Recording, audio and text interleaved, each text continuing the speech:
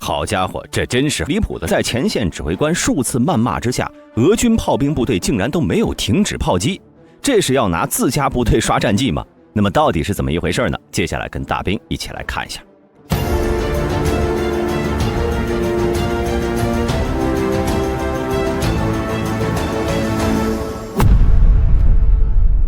首先呢，开头那段视频呢是近期由乌媒体向外公布的。据称，这次误击事件是发生在今年7月份。当时呢，乌军第30旅正在进攻俄军阵地，但是就当乌军即将接近俄军时呢，俄军炮兵部队的通信中心却因为乌军的电子压制而无法接听前线的通话，结果导致一场巨大的误判。俄军后方的炮兵部队开始不顾一切地炮轰自家的前线阵地。整个过程持续了整整2个小时。在视频中呢，我们能清晰地听到这处俄军前线的指挥官不断下令后方部队停火，但由于电子干扰没有任何效果，只能绝望且愤怒地表示，如果我们活着回去，绝不会放过你们。虽然在现实战场上这类误击友军的事情并不罕见，俄军此前也有发生过，但像这次连续炮击自家阵地长达2个小时，这属实是有点离谱了。不过幸运的是，虽然俄军的炮击火力很猛，但精度并不高，因此这处阵地的俄军应该还是有人能够幸存的。讲到这里不得不让人唏嘘，此前俄军最痛恨的精度差，竟然成为了这次救命的关键。而有关于俄军火炮的精度，此前呢，俄军在俄乌战场上消耗的炮弹数量是十分庞大的，战争早期每天最少要消耗10万发，巅峰时期呢，甚至能达到6万发每天。与之相比，乌军消耗的炮弹就少很多了，基本维持在每天几千发的程度，最多也不过1万发左右。不过按理来说呢，俄军每天消耗如此多的炮弹，应该对乌军有着碾压般的火力优势，但事实情况并非如此。根本原因就在于俄军火炮的精度实在是太差，就连俄国前线记者都抱怨，我们的炮兵如同瞎子一样，根本打不准。对此呢，乌军也曾公布过一张照片，从照片上看，虽然乌军阵地满目疮痍，堪比月球表面，但不难看出俄军火炮发射的普通炮弹命中率极低，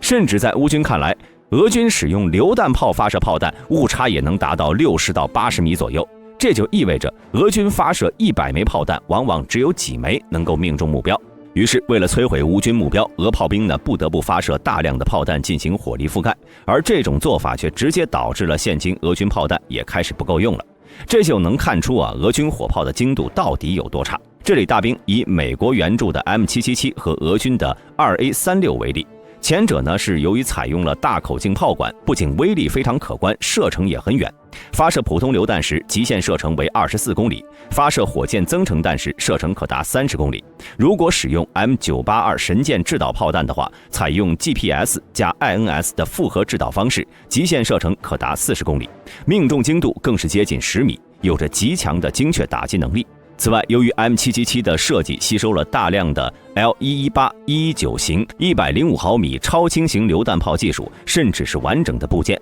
采用与 M119 相同的瞄准具，包括周式瞄准镜和直接瞄准镜，进一步提高了火炮的射击精度。在伊拉克战争中，即使不使用神箭制导炮弹， M777 的射击精度也非常高，该炮2分钟内爆发射速为5发每分，持续射速为2发每分，只需要5人就能完成操作，且战斗至行军转换时间只有1到2分钟，有着远超同类火炮的战场生存和快速反应能力。与之相比，作为1981年列装的一款152毫米榴弹炮，2A36 在安装杀伤爆破弹时，极限射程为27公里；使用火箭增程炮弹时，极限射程也是40公里，爆发射速为5到6发每分。虽然数据上与 M777 相差不大，但实战效果呢有些拉胯。海湾战争期间，伊拉克军队曾使用该炮，由于无装甲防护，加之多国部队空中火力强度较高，基本上是没有发挥作用。多国部队战后缴获了大批此种火炮。同时，由于缺乏先进的瞄准设备，使得 2A36 的精度远低于 M777。不仅如此， M777 还配备有 2A36 所不具备的数字式火控系统、炮载计算机，再加上采用了数字火控系统，提供导航、定向和火炮自身定位，使得该炮比俄军的拖曳式和空运榴弹炮都能更快地投入交火作战。去年，乌国防部的军事媒体曾在5月底采访过前线使用 M777 的乌军某部，受访的炮兵都同意 M777 性能比俄制牵引火炮要更优秀。有乌军炮手说道，打击人员是 M777 最有效的使用方式，有次我们只用9发炮弹就杀伤了300多俄军，由此可见 M777 的精度有多高。那么到底是什么原因导致俄军火炮部队变得如此之差呢？有关于俄军火炮为什么变这么差，原因有以下几点啊。其一，俄制火炮的射速太慢。由于俄制火炮大多是采用手动装填，因此射速不可能太快。以俄制的 2S3 杨怀自行火炮为例，采用人工手动装填，其理论射速应达到每分钟3发，但因为所用的152毫米炮弹单枚就重达约50公斤，因此想要提高射速极为困难，实际射速只能达到2发每分。与之相比，现今那些采用了自动装弹机的152、155毫米自行火炮，有的已经能够达到12发每分呢，差的不是一丁半点。其二呢，俄军大部分火炮已经较为老旧，精度差且故障率高，因此俄制火炮一般只能打击面状目标，很难对目标进行精确打击。同时，由于太过老旧，火炮的故障率一直居高不下，严重影响了作战效能。此前就有一名俄军炮兵在接受采访时说道，其所在的阵地上部署有6门 2S3， 有一次在对乌军进行炮击时，竟然有2门直接哑火了。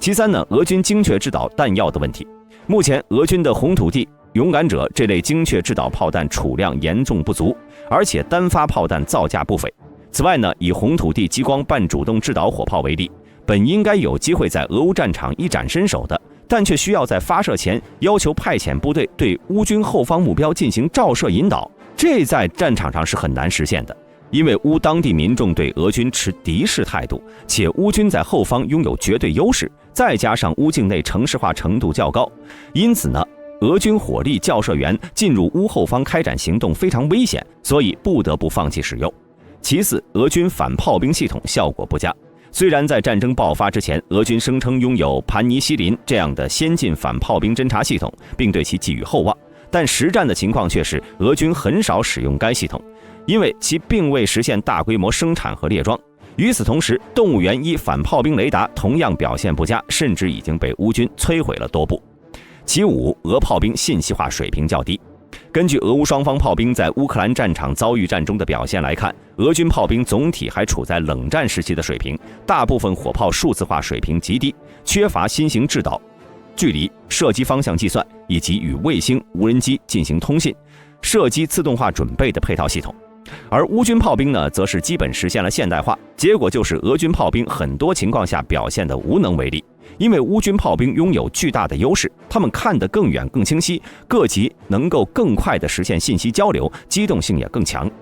此前在己方记者问到你们的理想是什么时，一名俄军炮兵军官曾这样回答，希望能在作战中用上平板电脑，如果能使用平板电脑就会倍感幸福，因为可以便捷地下载计算程序。这也反映出了俄炮兵的现实情况。现今呢，大部分俄炮兵部队还在使用记事本、计算器执行战斗任务。由于俄炮兵侦察和获取信息的能力弱，导致他们在对目标进行打击前不得不花费很长时间进行协商，同时这也导致了误击事件的发生。此外呢，俄工业部门还无法为其炮兵部队提供最低需求数量的侦察监视设备以及制导和可修正弹药。最终结果导致俄军火炮只能通过大量发射炮弹的方式制造月球地形，但实际作战效果却非常有限。以上因素呢，便是导致俄军火炮变得如此之差的原因。此外呢，与乌军炮兵部队相比，俄军火炮的射击流程也存在着很大的差异。首先呢，根据俄军条例，攻防行动都不能公开暴露，炮兵分队的部署位置不能在前线同一地点集中大量火炮。目前双方在强化卫星、无人机航空侦察、反炮兵雷达侦察的能力，由3门火炮构成的炮兵连要提前进入伪装阵地，发射几发炮弹进行炮火支援后，应立刻收拢并且转移阵地。此外呢，俄军运用游动炮兵连战术，首先要确定准备打击的目标，同时还需要在现地提前进行各种坐标参数的计算，为分队标注阵地，然后开进实施炮击，并迅速变换阵地。有时候炮兵连专门前推，以引诱敌人暴露炮兵阵地的位置。当其企图打击游动炮兵连或者其他友邻兵力时，俄方的毁伤兵器，比如无人机或者武装直升机，就可以对其实施突击。从以上来看呢，俄军的条例还算可以，但是在现实战场上，俄军炮兵显然没有严格遵守条例，这才导致表现如此之差。与之相比，虽然此前乌军炮兵行动战术也运用了游动炮兵连战术，但在北约各国向乌克兰援助了阿拉丁、凯撒、M777 和海马斯等榴弹炮和火箭炮后，乌军炮兵的行动战术也已经发生了巨大变化，成功实现了与前麻炮兵指挥系统的集成，特别是战斗分队还配备了大量的星链卫星通讯终端，导致乌军即使是老旧的D30榴弹炮也变成了先进的精确制导武器，能够对俄军前线的后方实施精确打击。此外，乌军还擅长使用无人机定位引导火炮打击。俄乌战争期间，即使是老式的火炮，乌军也会先释放小型无人机，经过一番侦察后，再指挥后方的老式火炮进行火力打击，效果非常不错。对此呢，乌军的官方曾公布过这样一段借由无人机侦察引导精确打击俄军目标的视频，具体流程是这样的。首先，第一步，视频中乌军率先起飞了2架无人机，大家可以看一下这个屏幕啊，这个遥控器应该是不带屏幕的版本，也就是说需要乌军自个插个手机或者平板电脑。紧接着，电脑屏幕上出现了2台无人机的画面，其中左下角的这个 H 代表无人机高度为174米，而 D 则表示距离操作人员737米，正处于悬停状态。至于另一台无人机高度在300米。此外呢，从图片中我们可以看出，这是乌军一个战地临时指挥部，配置有一台 Windows 10或者11的笔记本电脑。可以说，这个临时指挥部的核心设备，指挥人员用这台电脑投屏在了这4块屏幕上。这4个屏幕左上角显示的是无人机画面，此时的高度呢是207米，距离为2336米。看样子是正在侦测处于树林里的目标，好像是一辆车和几名俄军士兵。然后我们再来看一下屏幕左下角，虽然此时是黑屏，没有无人机的画面，但我们依然能够获得很多信息。大家看一下任务栏，2个收起的页面，左边是谷歌的浏览器，右边是正在用的视频软件，上面显示有7条未读信息。前线无人机的信号就是通过这个视频软件传到这个临时指挥部的。紧接着旁边是一台平板电脑，虽然看不清显示的内容，但大兵觉得应该是一个电子地图。侦查完成后，开始第2步，信息传输。这里可能有人会问，战地前线怎么还有网络？其实啊，虽然是战场，但很多区域依然是有手机信号。比如之前有视频显示，前线乌军士兵突然接到征兵电话，这里要是没有手机信号，他就不可能接到征兵电话的呀。而且就算没有手机信号，还有星链呢。因此在战场上呢，你发现一个星链的这种天线，那么恭喜你，你发现了个战场临时指挥。而有了前线视频以及网络信号之后呢，开始进行第3步，将信息传回指挥部。上面大兵也说了，这个视频软件显示有7条未读消息，图标是一个圆圈，蓝色的底子，上面有个白色的头像。大兵网上查了一下，这个软件名为 Discord， 是美国的一款直播软件。大兵推测，这名乌军指挥官啊，应该是一边看直播画面，一边指挥前线士兵，同一时间能够看数个无人机画面，借助实时画面进行判断和决策，极大提升了效率。随后进行第4步，也就是指挥人员如何确定俄军的具体位置，并且告诉乌军炮兵人员，毕竟总不能让其一个电话打过去，告诉他们俄军就在前方小树林里。而这名指挥官呢，也没有对照地图仔细核对俄军位置，那么他是怎么定位的呢？原因在于右边这2个打码的屏幕，由于无法得知具体内容，大兵只能推测其中一个画面应该是卫星地图，而且是实时更新的那种，分辨率非常高，甚至会叠加高精度的 DEM 信息。而这名乌军指挥官只需要对着无人机的画面，例如这里的树林有一块比较突出的地方，他就在卫星地图上根据树林突出的这个特征，找到无人机画面显示的位置，紧接着用鼠标在画面中点击一下，就能获得这个位置的坐标信息了。这个坐标信息可以是经纬度，也可以是直角投影的坐标。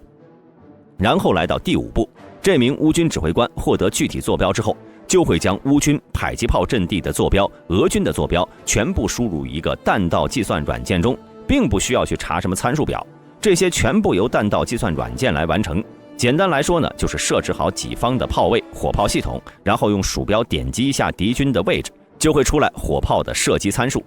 紧接着第6步，乌军指挥者使用对讲机将迫击炮的射击参数告诉前线炮兵，随后炮兵开始调整炮管的俯仰角和射击方向，然后就可以射击了。第7步，乌军指挥官通过无人机查看毁伤效果，画面显示已经打中预定目标了，很开心的和队友相互庆祝了一下，随后再通过无人机变焦的画面评估一下俄军的损失。最后一步，指挥官通知前线炮兵迅速撤离该区域，防止俄军反炮兵部队根据刚才的射击进行反击。以上呢就是乌军整个迫击炮的作战流程，可以说是相当熟练而且流畅。总结来说呢，如果俄炮兵部队不能改变现状，未来误击事件必然还会不断发生，因此引起的内部矛盾也会越来越大，甚至有可能发生第2次兵变。对此大家有什么想说的，欢迎在评论区内留言讨论。如果视频中有出错的地方，也欢迎各位指正。今天的视频到此结束，喜欢的朋友请点赞关注，咱们下期再见。